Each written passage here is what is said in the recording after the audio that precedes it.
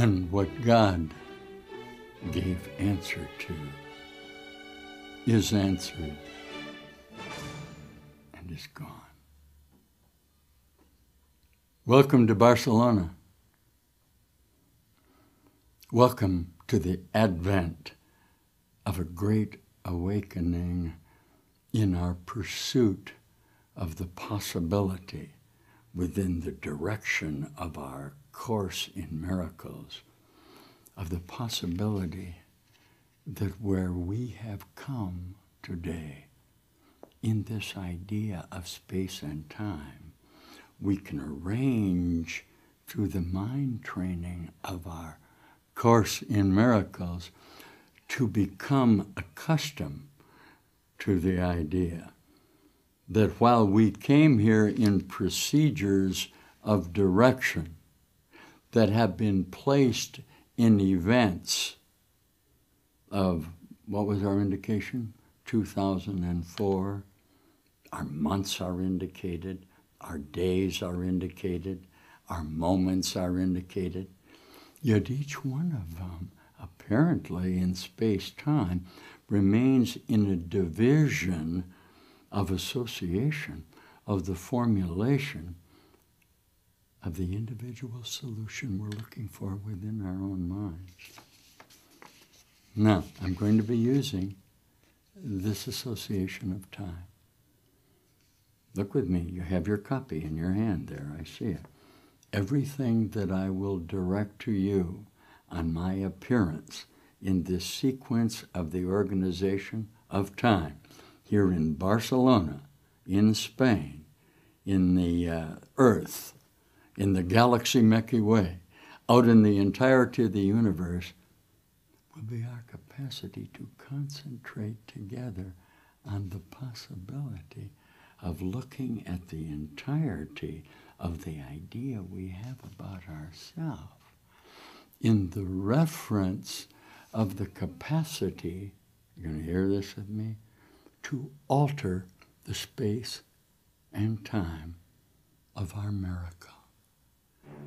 The immediacy of the availability of our Course in Miracles is the action of our mind in an idea that the distance between us when we came into this parameter is preventing us from seeing at this time that in this pamphlet the entirety of the conversion of our mind is possible. Ready? I'm going to open it up and I'm going to read page 2. Listen. We discover a brand new place in space and time. The miracle minimizes the need for time. In the longitude or horizontal plane, the recognition of the equality of the members of the sonship appears to involve almost endless time. Listen. However, the miracle entails a sudden shift from horizontal to vertical perception. This introduces an interval from which the giver and the receiver both emerge further along in time than they would otherwise have been. The miracle thus has the unique property of abolishing time to the extent that it renders the interval of time it spans unnecessary. Listen, there is no relationship between the time that a miracle takes and the time that it covers. The miracle substitutes for learning that might have taken thousands of years. Look, it does so by the underlying recognition of perfect equality of giver and receiver on which the miracle rests.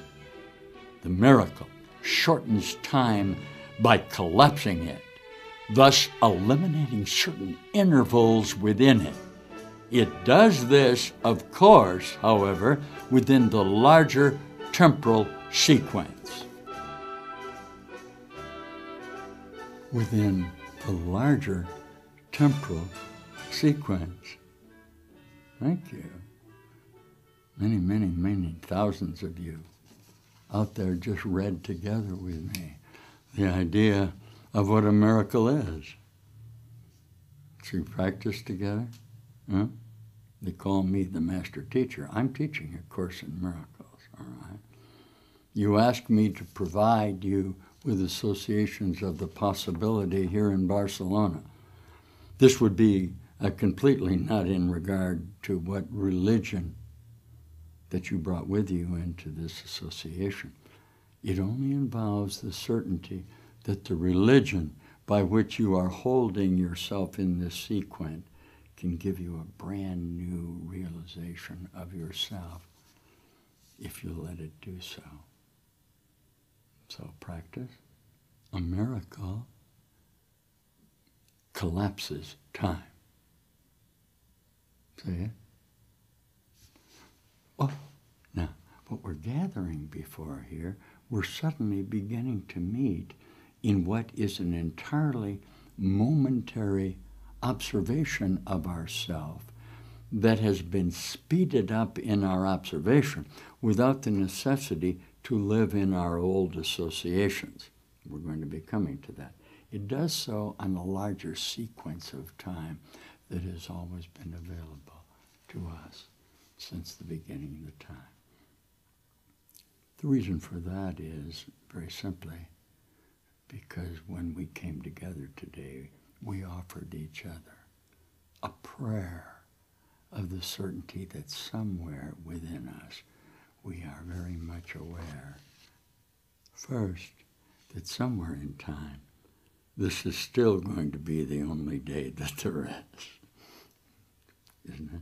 Whatever else you did when you came into this factor, we recognize that today is going to be the day. The oldest tradition of the species of man is the observation that happiness will be contained right here and right now. And that's what we're going to listen to now in this proverb. Listen with me. Look to this day, for it is life, the very life of life. In its brief course lies all the realities and verities of existence, the bliss of growth, the splendor of action, and the glory of power. For yesterday is but a dream, and tomorrow is only a vision, but today, well lived, makes every yesterday a dream of happiness, and every tomorrow a vision of hope. Look well, therefore, to this day. Look with me. I've discovered that each day, and every minute in each day, and every instant that each minute holds, you but relive the single instant when the time of terror took the place of love. And so you die each day to live again until you cross the gap between the past and the present, which is actually not a gap at all. Such is each life, a seeming interval from birth to death and on to life again, a repetition of an instant gone by long ago that cannot be relived. Look, and all of time is but the mad belief that what is over is still here and now. Forget the past and let it go, for it is gone. You stand no longer on the ground that lies between the worlds. You have gone on and reached the world that lies at heaven's gate. There is no hindrance to the will of God, nor any need that you repeat again a journey that was over a long time ago. Look gently on your brother, and behold the world in which perception of your hate has been transformed into a world of love.